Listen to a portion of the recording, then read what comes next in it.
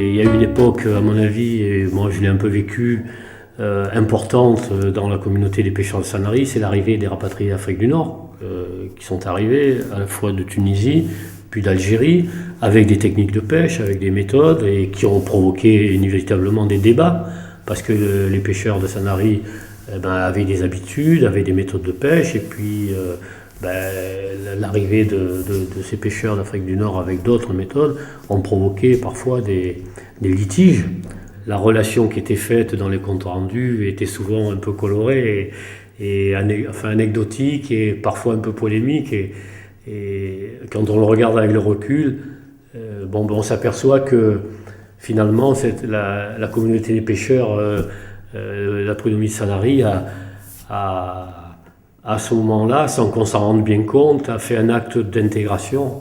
C'est arrivé avec mon frère, quand il y en a qui étaient arrivés d'Algérie, de Bougie, on leur a donné la main pour faire voir comment il fallait monter les filets des sardines. Vous voyez, on s'était très bien entendu, il n'y a pas eu de problème. Des liens qui se sont tissés pour que la communauté de maintenant soit une communauté complètement unie. Ils s'étaient vraiment bien intégrés, et j'ai encore des collègues qui maintenant, comme moi, sont à la retraite. Quand on se voit, on aime bien des fois à parler un peu de ce bon temps. C'était un bon temps. Il y a eu l'époque de l'Amparo. Alors ça, les Lamparos, c'est arrivé que des fois, à Sanary, vous aviez 10 tonnes de sardines le matin. La technique des Lamparos, voilà. Avec les sondeurs, ils allaient pêcher.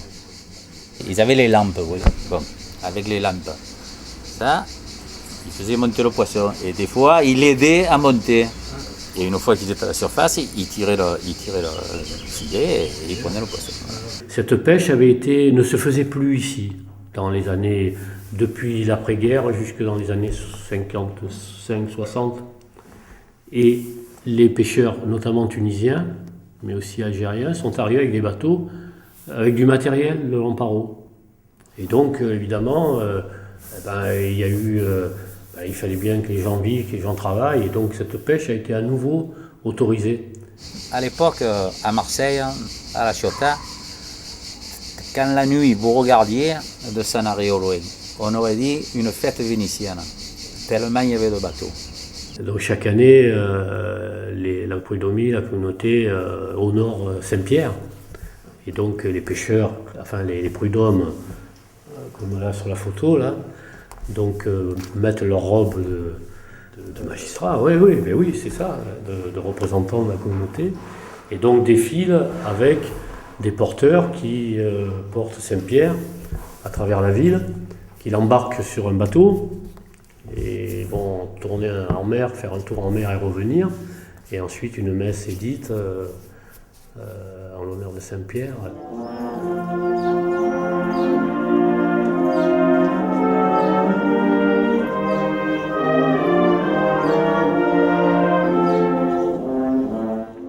C'était pour la Saint-Pierre, et alors, bien entendu, il y avait de l'animation dans la rue, vous voyez. Alors, moi, il me vient une idée, parce que, alors, en plus de ça, les vieux pêcheurs, plus ou moins, ils étaient tous boiteux. Je ne sais pas pourquoi, ou si c'était, ils boitaient. Alors, en face, il y avait la plaque de la prud'homie. Moi, je dis à Nénette, la femme à Francis, dis, donne-moi un carton et un crayon. Alors, je marque rue, des pieds de beurre et des jambes de miel. Oh, ça fait un scandale. Hein. Les pêcheurs l'ont pris mauvais. Nous, tu parles si on rigolait. On a rigolé. Ah, ça avait fait le tour de Sanary. Rue des jambes de miel et des pieds de beurre. Oh punaise, il avait craint les pêcheurs. Bien entendu, ils n'ont jamais su que c'était moi. Hein. On disait, Alexandre, d'où ça vient ça? Alors il disait, il y a quelques siècles, nos aïeux, ils ont repoussé les Arabes, après ils ont fait le tour par Poitiers, et ils se sont fait arrêter par Charles Martel, là, je sais pas. Mais nous on les a arrêtés ici, c'est pour ça qu'ils nous ont donné le nom de la plage. Et la plus grosse bête que vous avez tuée Ça a été la bonbonne de 20 litres. Moi, en tant qu'Israélite, la première fois que j'ai entendu le mot goy, j'ai dit ouais, c'est le goy, mais pour moi, un goy, c'était ce qui n'était pas juif. Alors qu'un goy, en fin de compte, ici, c'est un boiteux, quoi. Eh bien, moi, ça me fait plaisir que, par exemple, il y a beaucoup de gens qui viennent à Sanary. Seulement, Quand il y en avait un peu moins, on était un peu plus tranquille quand même. Moi, j'avais dit à un, quand j'avais le magasin, qui m'avait dit, mais comment vous faisiez avant, quand on n'était pas là? Ah, il dit, mais c'est vrai, on était maigres, hein, on n'y arrivait pas. Hein. Depuis que vous êtes là, on a grossi. Les pommes de terre et les carottes, on savait les faire repousser. Hein. Ouais. Bah, disons que j'arrivais au départ, j'arrivais de Paris, quoi. J'étais le petit môme de 17 ans qui faisait le cambreau pour mon beau-frère parce que lui faisait les marchés. On déballait à Sanary, il y avait une allée et demie de marché. Maintenant, c'est une foire toutes les semaines. Pour nous, lorsqu'on est arrivé dans ce midi merveilleux, qu'on entendait parler les gens, on se fendait la gueule avant de les voir écouter, quoi, par l'accent, par certaines expressions. Ah, le parisien, de tête de chien, parigot, tête de veau, je l'ai entendu, suréentendu. Alors, dit d'un méridional, avec l'accent, c'est catastrophique, quoi. Mais c'est acceptable parce que on savait que c'était à la rigolade. Et donc, pris par tout ça, eh ben, je suis resté là. Et depuis, je suis jamais reparti. Ça me fait plaisir qu'il y ait des gens qui viennent d'ailleurs et qui trouvent mon pays, mon beau pays. Moi, ça me plaît. Moi, j'habite en région parisienne, c'est mon travail qui me fait rester là-bas. Mais bon, je suis un Sanérien de pure souche. Et chaque fois que je reviens ici, c'est la première chose que je fais, c'est de toucher ces chapelles là pour me récupérer un peu de